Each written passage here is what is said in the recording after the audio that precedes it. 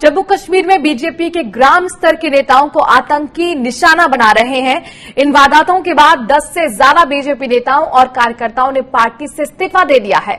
इसके बाद पार्टी ने घाटी के हर जिले में अपने सदस्यों और उनके परिवारों को हॉस्टल की तरह का सुरक्षित आवास मुहैया कराने का सुझाव दिया है। बडगाम से बीजेपी के ओबीसी मोर्चे के जिला अध्यक्ष अब्दुल हमीद नजर की सोमवार तड़के अस्पताल में मौत के बाद चिंताएं बढ़ गई हैं। अब्दुल हमीद को एक दिन पहले ही उनके गांव में गोली मार दी गई थी।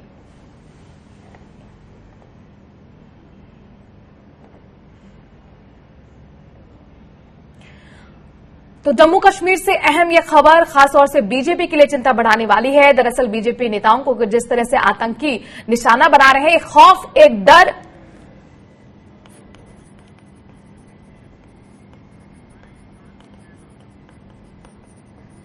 जम्मू कश्मीर बीजेपी के प्रवक्ता हमारे साथ गिरधारी लाल रैना जी जुड़ गए हैं। गिरधारी लाल रैना जी, बहुत बहुत स्वागत आपका स्वराज एक्सप्रेस में। जी धन्यवाद। जाहिर तौर पर पिछले 1 से 2 हफ्ते से लगातार बीजेपी नेताओं को आतंकियों के निशाने पर से जुड़ी हुई खबरें आ रही हैं, कईयों की मौत भी हुई है। तो ऐसे में क्या खौफ, ये डर है जिसकी वजह से बीजेपी नेता करीब 10 की संख्या में बताया जा रहा है उन्होंने इस्तीफा दे दिया है?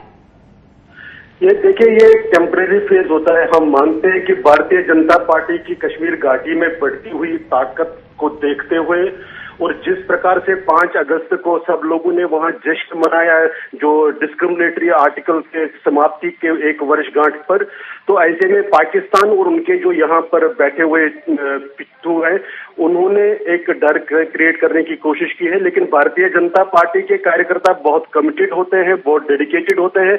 एक ये टेम्परेरी फेज रहता ही है, क्योंकि सचमुच में जब वो निशाने पर है, सॉफ्ट टारगेट है, ये फेज टेम्परेरी है, निकल जाएगा। जी, कोई बात नहीं गिरधारी लाल जी, लेकिन 1 साल हो गया है धारा 370 हटाए हुए, और उसमें आपने कहा था कि जो जनता है जम्मू कश्मीर की, जिसने इतना सहा है, अब उसके अच्छे दिन आने वाले हैं, उसको सुरक्षा मिलेगी। लेकिन वो जनता कैसे सुरक्षित महसूस करे जब आपके बीजेपी के नेता ही सुरक्षित नहीं है और वो डर की वजह से इस्तीफा दे रहे हैं?